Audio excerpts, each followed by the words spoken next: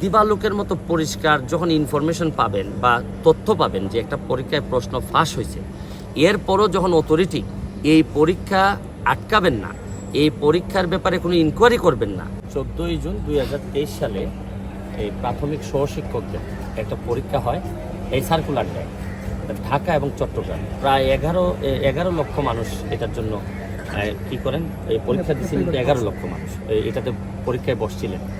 তো পরীক্ষার দিনে দেখা যাচ্ছে যে সবগুলা পত্রিকায় আসছে পরীক্ষার দিনে প্রশ্নপত্র ফাঁস হয়। হওয়ার পর পুলিশ এবং ডিবি, আমাদের ডিবি পুলিশ এর মধ্যে অনেককেই গ্রেফতার করেন এবং তারা স্বীকার করেন যে এই প্রশ্নপত্র ফাঁসের সাথে কারা কারা জড়িত, কিভাবে কি হয়েছে সব কিছু ছিল। এবং অনেকগুলো পত্রিকায় এই রিপোর্ট আসার পরেও দেখা যাচ্ছে যে আমাদের মন্ত্রণালয় থেকে এখন পর্যন্ত কোনো ধরনের ইনকোয়ারি তো দূরের কথা, বরং তারা এইটারে ইগনোর করে সামনের দিকে এগিয়ে যাচ্ছেন। তারা বাইবা কল করতেছেন, বাইবা হচ্ছে এবং বাইবা চলতেছে।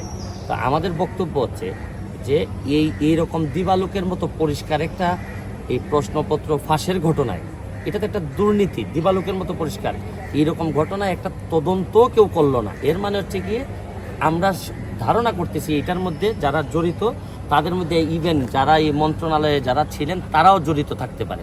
এই জন্য আমরা আদালতে, আমরা আজকে মহামান্য হাইকোর্টে আসছিলাম, আইসা আমরা এই একটা ইনকোয়ারি চেয়েছি এবং এই যে ফ্রেশ একটা পরীক্ষা নেওয়ার জন্য বলছি। এবং কেন না নেওয়াটা বা এই যে ফেয়ার একটা তাদের যে ফেয়ার একটা এক্সাম করতে না পারাটা কেন অবৈধ হবে না, আমরা রুল চেয়েছি।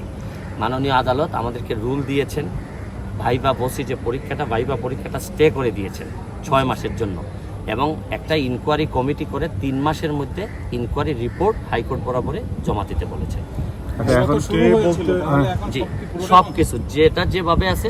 কোন সালের এটা 2023 সালের এই সার্কুলারটা 2023 সালের 14ই জুন, এটা ওই সার্কুলারে এখন পর্যন্ত এই প্রসেসটা চলতেছে। আপনি চিন্তা করেন যে সারা পরীক্ষা কি কিছু কয়টা হয়েছে? পরীক্ষা কি হয়েছে, কোনো কয়বার পরীক্ষা হয়েছে? ভাইবা চলছে, এর আগে তো রিটেন ছিল, রিটেন হয়ে গেছে। এবং দুর্নীতিটা এবং প্রশ্নপত্র ফাঁসের যে বিষয়টা, এটা কিন্তু এমসিকিউর সময়, এই যে 100 মার্কের যে একটা এমসিকিউ থাকে ওই সময় হচ্ছে গিয়ে দুর্নীতি। যাদের ভাইবা হয়ে গেছে হ্যাঁ, তাদের নিয়োগও স্থগিত থাকে সব। ভাইবা তো এখন পরীক্ষাটা হয়েছে, নিয়োগ তো পরে, ভাইবার পরে তো রেজাল্ট দিবে, রেজাল্ট দেওয়ার পরে না নিয়োগের প্রশ্ন। এখন হচ্ছে গিয়ে পুরো প্রসেসটাই আপাতত ইনকোয়ারি হয়ে রেজাল্ট আসার আগ পর্যন্ত এটা বন্ধ থাকে। কত সেশনের এটা এই যে বললাম যে এই 2023 সালের 14ই জুন এটা কি ছিল। ভাইভাই মোট কতজন? ভাইভাতে প্রায় 11, ভাইভাতে আমরা এক্স্যাক্টলি এখন জানি না, প্রায় 48,000 ভাইভাতে। ভাইভা এখন চলমান, সব বন্ধ থাকবে, সব বন্ধ থাকবে। 48,000 ভাইভাতে কল করছে। কতদিনের জন্য স্টে করলো? 6 মান্থ। তবে আরেকটা জিনিস আপনাদেরকে একটু বলে রাখি যে এই মামলাটাতে আরেকটু গুরুত্বপূর্ণ এই কারণে যে আপনি দিবালোকের মতো পরিষ্কার যখন ইনফরমেশন পাবেন বা তথ্য পাবেন যে একটা পরীক্ষায় প্রশ্ন ফাঁস হয়েছে, এরপরও যখন অথরিটি এই পরীক্ষা আটকাবেন না, এই পরীক্ষার ব্যাপারে কোনো ইনকোয়ারি করবেন না, এর মানে কি দাঁড়াচ্ছে জানেন?